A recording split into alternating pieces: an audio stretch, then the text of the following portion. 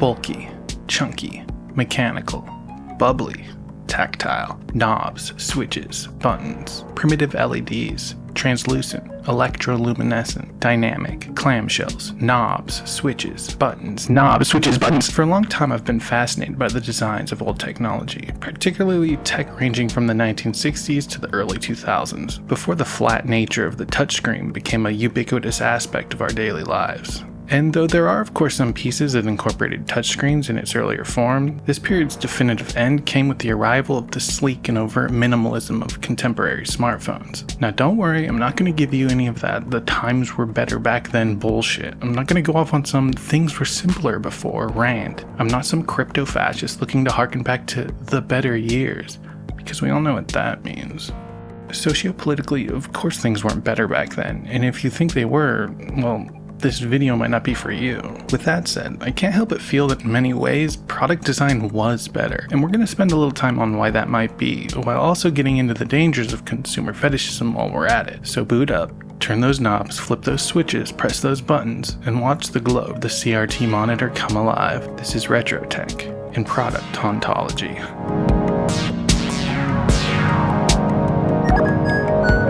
The first thing I realize when I see older tech compared to newer tech is the build quality. As an example, I want to compare some older drip coffee makers, a product design era I'm specifically interested in, with some newer ones. The first thing you notice when looking at coffee makers throughout the 70s and 80s is they look physically heavier, stronger, more well thought out. I mean, just look at some of these. Each has a specific and deliberate concept and design. There seem to be very intentional decisions being made, each one their own idea, their own take on what is the coffee maker. Now compare those to some newer coffee makers. You'll see the new ones are much more uniform. Lots of black, uniform shapes, lots of brushed aluminum, sort of lifeless really. They all want to be just like all the other coffee makers. Not much imagination or ingenuity happening. This is all a result from the homogenization of tech that's been caused by the iPhone and other smartphones. Leading up to the smartphone, cell phones of the time went through a few phases, but each felt more tactile than what we have now. Each had a sense of style, their own sort of flair. There was still a semblance of design happening. Nowadays, most smartphone designs mimic one another. Flat rectangles. There's a removal of dissimilarity, of variation and uniqueness. The very nature of the contemporary cell phone actually discourages uniqueness in its design. Why incorporate a unique design into something that will likely just have a case slapped over it anyhow, I suppose? So make it flat, make it a rectangle, and have some buttons that blend in. This was the first phone I saved up to buy in high school, the Palm Trio 650, and it's still my favorite phone that I've ever owned. It was strong, beautifully designed, had internet access with a web browser, a decent camera, Bluetooth, email, texting, a media player, SD card slot, a QWERTY keyboard. It also had a rudimentary touchscreen which you needed a stylus to operate. This is right before the transition into contemporary finger-driven capacitive and resistive touchscreens. The increasing use of touchscreens today represents a move away from the tactile nature of technology. In many cars, dashboards are incorporating them as their main interface more and more. A slow progression from the simple LCD displays of the past, which mostly only displayed information such as the time of day, radio station numbers, track list information, things like that. Now these massive touchscreens, which are basically big tablets in your car, inventive, I know,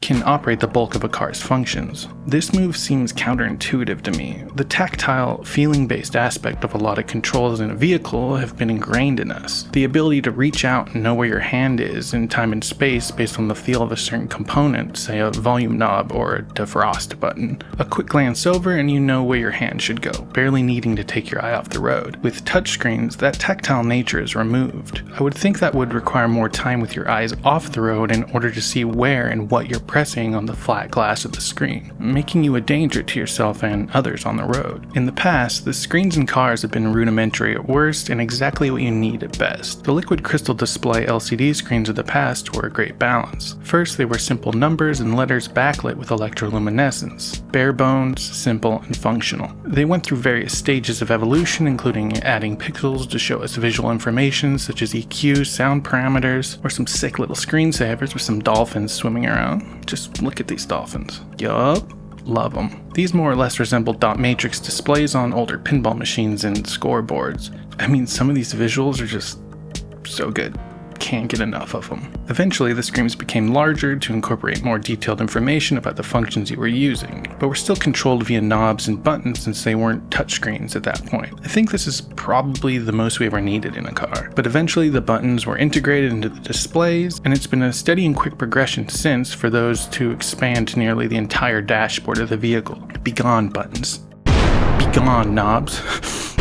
We'll miss you so much. This sleek emptiness of design has also bled over into society's environmental and architectural design. We see trends of flat minimalism, white wood, gray paint, plain metal, little kineticism or dynamic energy. Whereas even corporate environments of the past used to be built more creatively with more inventiveness, more playful and spontaneous. But I have enough to say about that to where I can make a whole separate video, so I'll digress, I guess. Regardless, in essence, this stems from companies wanting to build even more cheaply, to maximize their profit margins by inflating the prices of cheaply made products to increase capital. Gone are the days where most products in architecture you saw were made as a part of a craft, a part of a proud tradition of designing long-lasting, well-made products. Now we have even more planned obsolescence, or the practice of companies purposefully designing shoddy products so that they are made to be worn out quicker, forcing consumers to purchase new ones. Don't fix a coffee pot with a broken heating element you've only had for a year, get a new one instead. You fucking broke loser. I think these retro designs create a sort of product hauntology, evoking the societal promises of these designs and the time period they were created in. Promises which never came to fruition. After all, a lot of these designs were inspired by the science fiction which came before it, a time when people believed technology would usher us into a future of flying automobiles, well-oiled cities, of abundance, enough for everyone to go around. Things would become easier, simpler. Tasks would be less of a burden, all thanks to technology. It's just right around the corner, right?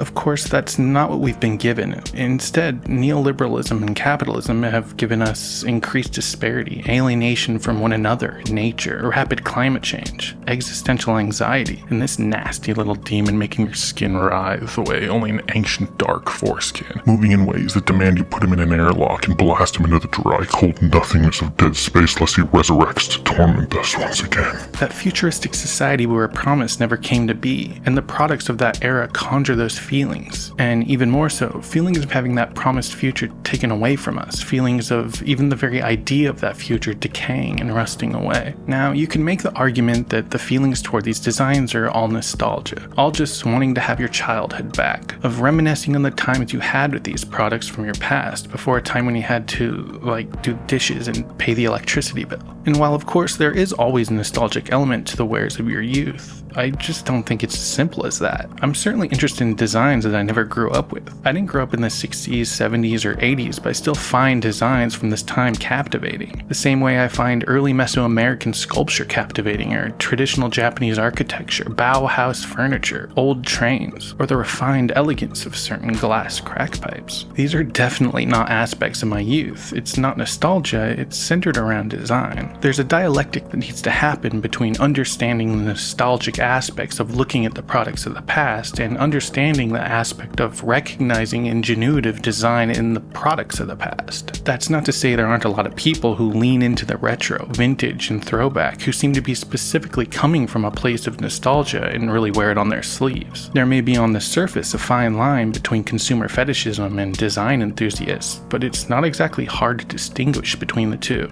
Certain accounts come to mind who are hyperfixated on, say, McDonald's, Burger King, Wendy's, or other fast food chains. Now, I'll be the first one to say there are definitely fast food product designs from the past which I really dig. There's some really great stuff, but you will in no circumstance find me fawning over the company itself, the corporation as an entity. Again, there needs to be a dialectic between analyzing the designs which come from these companies and analyzing the companies themselves. But this too could be a whole other video, so I'll digress. I suppose. When I said earlier that tech was bulky, it often wasn't just an aesthetic design choice. They required more space for technological components, so they needed to be built larger. But they also need to protect the components, so they needed to be built thicker, stronger, more space inside so as to not overheat the components. This resulted in a heavy heavy and strong appearance, and in many ways it resulted in a stronger and more rugged product. Even think of the early Game Boys or Nokia phones, notorious for taking a beating. I'm also thinking of the infamous Gulf War Game Boy, which after surviving a bombing was found to still boot up games, though of course due to the melted buttons rendered it unplayable. Try doing any of that with today's smartphones and we all know we wouldn't be so lucky. And honestly, if you ask me if I would prefer an incredibly lightweight piece of tech that's more prone to breaking or a slightly heavier product that's less likely to break, you just know I'm picking the slightly heavier option. So while products and their components have gotten smaller, thinner, more polished, sleek, and shiny, they've also become more fragile, more prone to breaking, more cause to spend big bucks on something new, baby.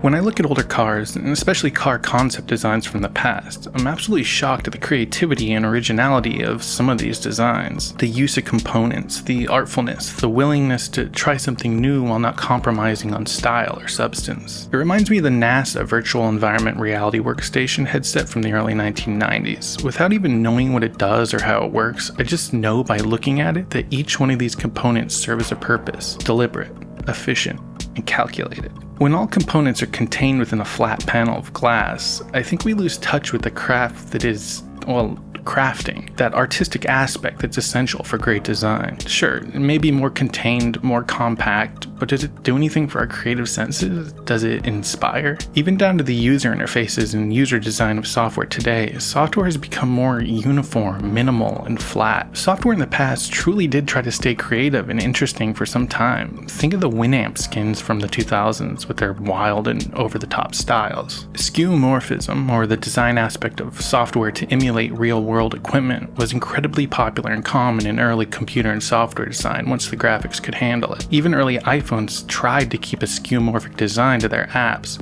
such as the calculator and notepad, but eventually they gave into the encroaching minimalism takeover of the 2010s and beyond, which they helped usher in. I tend to think the only thing keeping skeuomorphism alive are companies that make virtual instruments for digital audio workstations, emulating the hardware and components of actual instruments and gear, something which I really hope sticks around for the foreseeable future. Also, these retro future aesthetics weren't only applied to the more advanced technological products of their time like computers, televisions, and stereo systems.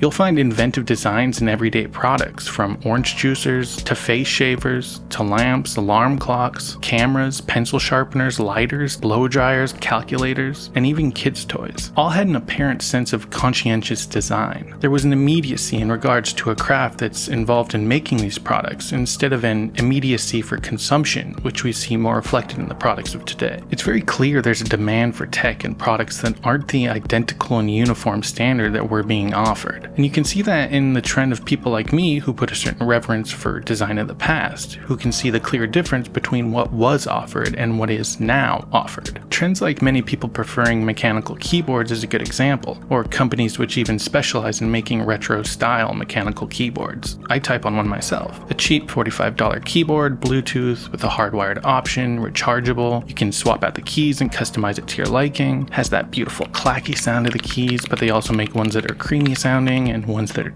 dead silent. There's a tactile nature to these mechanical keyboards that feels right to me, especially since I grew up with them. I was using an Apple Magic keyboard for the longest time and was always frustrated with the feel and build of it. When I finally got a mechanical keyboard again, I instantly knew why. Honestly, this piece of shit keyboard being sold for $100 should be criminal. I just appreciate compelling design and wish that it was accessible and affordable to everyone, which it almost always isn't, even though it could be. Anyone who tells you it can't be is either misinformed or just lying to you. There's even a trend of people returning to flip phones now, a simple and effective way to cut back on social media and screen time, and to have a phone that won't be rendered fucking useless if you drop it. Will we ever see a return to more creative technology and product design? Or will the postmodern homogenization of our everyday lives continue to be watered down until it's all we know? Nothing but flat, brushed aluminum as far as the eye can see, the ghosts of retrotech haunting us, calling out in the dark and reminding us of that promised futuristic city on the hill we never saw, of that world of abundance that's been taken from us before it was ever even delivered. Faint beeps in the background that sends shivers down our spines. The world around us falls to the ever-churning machinations of the need for more and more capital, more austerity on behalf of profits. I think trends in product design can point to where we're at as a society. And if that's true, It's looking bleak. And if it's one thing I know, it's goddamn do I hate this piece of shit keyboard.